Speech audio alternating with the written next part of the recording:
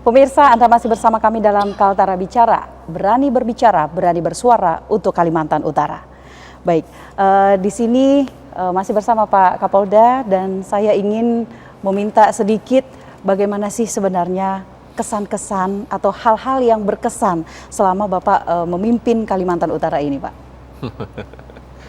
Kalau diminta untuk kesan dan pesan, wilayah Kalimantan Utara ini sangat melekat dalam hati saya. Karena saya selama bertugas 32 tahun menjadi anggota Polri, Baik. Kalimantan Utara ini merupakan wilayah yang cukup kondusif, sangat kondusif. Dan masyarakatnya pun masih bisa kita berikan ya pemahaman-pemahaman secara baik ya, mereka bisa untuk ikut bersama-sama kami untuk ikut berpartisipasi menjaga wilayah Kalimantan Utara ini agar tetap ya aman, kondusif seperti yang kita rasakan ini. Jadi selama saya bertugas ya pernah di Jakarta ya, kemudian pernah di Kalimantan Timur, pernah di Riau, pernah di Jawa Tengah ya. Kalimantan Utara ini merupakan wilayah yang sangat-sangat kita bisa merasakan ya, bahwa wilayah Kalimantan Utara merupakan wilayah yang sangat aman dan kondusif, dan ini perlu kita jaga ya, harus terus kita jaga karena penduduk wilayah Kalimantan Utara ini juga banyak pendatang ya, dari Sulawesi, kemudian juga kita harus menghormati adat istiadat yang ada di wilayah Kalimantan Utara ini ya. Mereka ini siap menerima siapapun asalkan bisa untuk menjaga keamanan ya, lingkungan yang ada di Kalimantan Utara ini ya. Jadi jangan sampai melakukan pengrusakan ya, melakukan hal-hal yang bisa mengganggu kenyamanan, keamanan yang ada di Kalimantan Utara. Itu, Mbak. Baik, selama Bapak pernah mengelilingi 5 kabupaten kota di Kalimantan Utara dan juga mungkin wilayah-wilayah perbatasan, Bapak berkunjung langsung. Adakah Pak kesan-kesan yang mungkin Bapak tidak bisa lupakan atau Bapak begitu mengingat langsung tersenyum? Wah, ini kemarin itu di Kalimantan Utara seperti ini loh gitu. Oh ya, ini ada salah satunya yang paling berkesan itu di Nunukan Sebatik ya. Itu ada sebuah rumah ya, rumah 2 negara di sana. Baik. Ya, dapurnya Malaysia ya.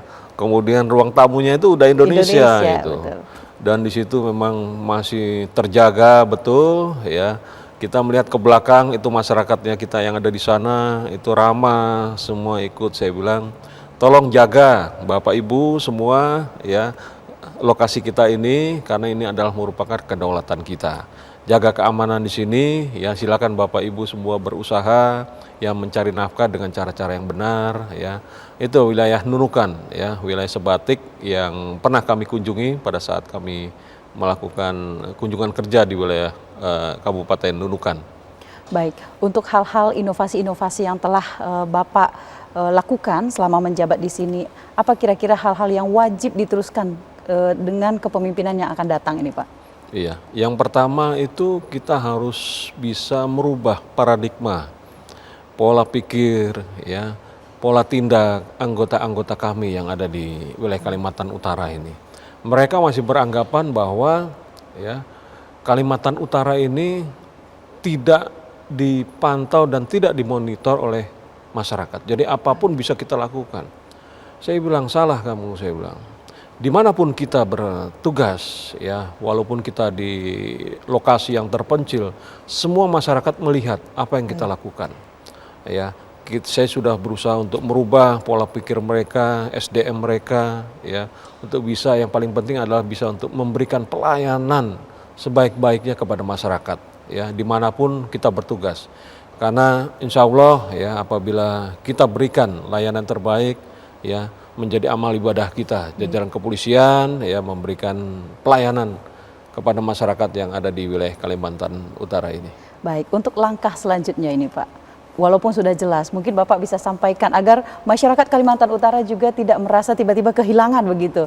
Bagi yang tidak mengetahui informasinya, kemana ini langkah Bapak selanjutnya ini akan melaju?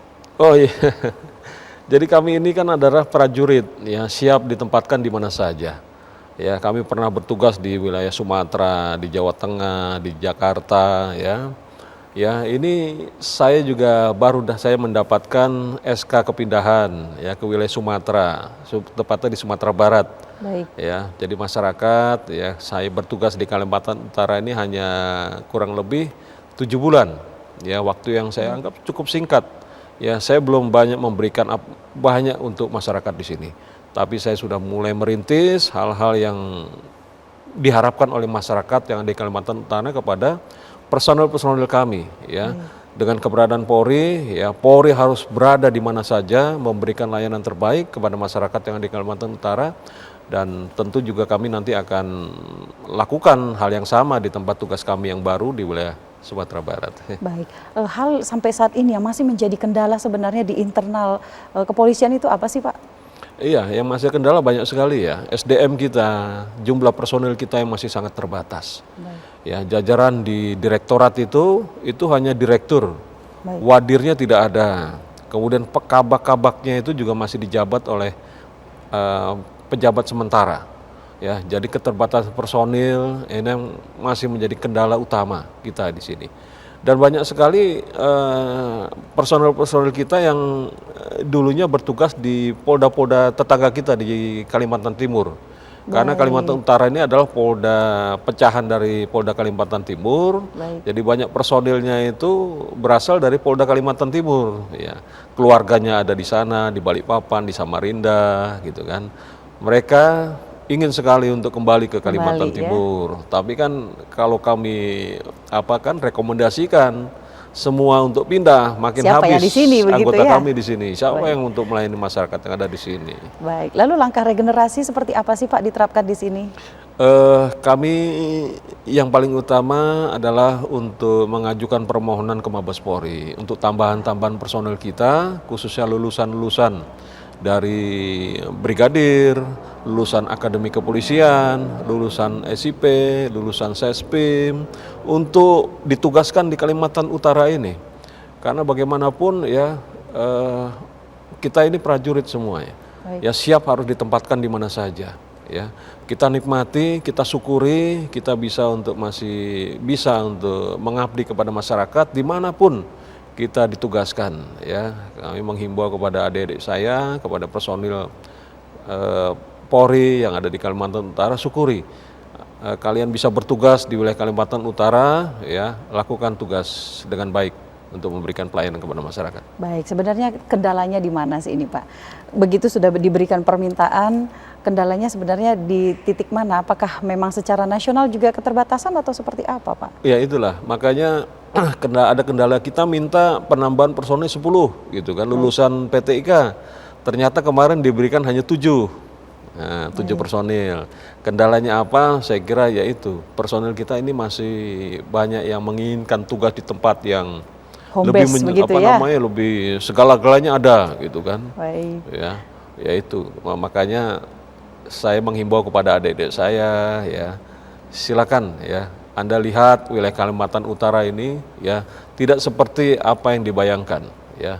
Di sini juga bisa kita untuk mengabdi kepada masyarakat. Baik, boleh Pak, hal yang dapat Bapak sampaikan kepada masyarakat yang bertepatan dengan hari ini adalah momentum Hari Bayangkara yang ke-80.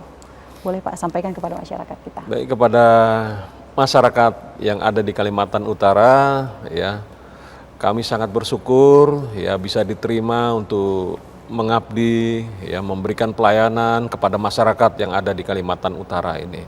Tentu yang paling kami inginkan, yang kami harapkan adalah partisipasi masyarakat untuk ikut menjaga Kalimantan Utara ini agar tetap aman, nyaman, kondusif.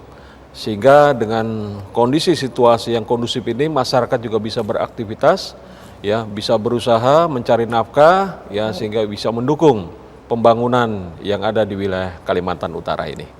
Baik, pemirsa, tidak terasa hampir 1 jam kami sudah bersama dengan pemirsa bertepatan karena hari ini merupakan Hari Bayangkara yang ke-80. Karenanya saya mewakili seluruh kerabat kerja dari TVRI Kalimantan Utara mengucapkan Dirgahayu Bayangkara ke-80 di tahun 2026 ini. Kita berharap pihak kepolisian atau Polri semakin humanis, dekat dengan masyarakat, memberikan pelayanan-pelayanan terbaik agar masyarakat merasa aman dan merasa nyaman. Baik. Dan untuk menyongsong Piala Dunia 2026 ini Pak, boleh sama-sama kita katakan, jangan lupa saksikan dan sukseskan Piala Dunia 2026.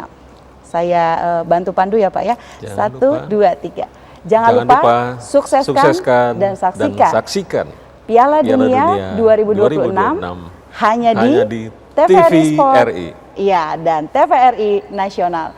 Pemirsa, saya Ripka Ginting beserta seluruh kerabat kerja yang bertugas mengucapkan terima kasih atas kebersamaan Anda. Selamat sore dan sampai jumpa.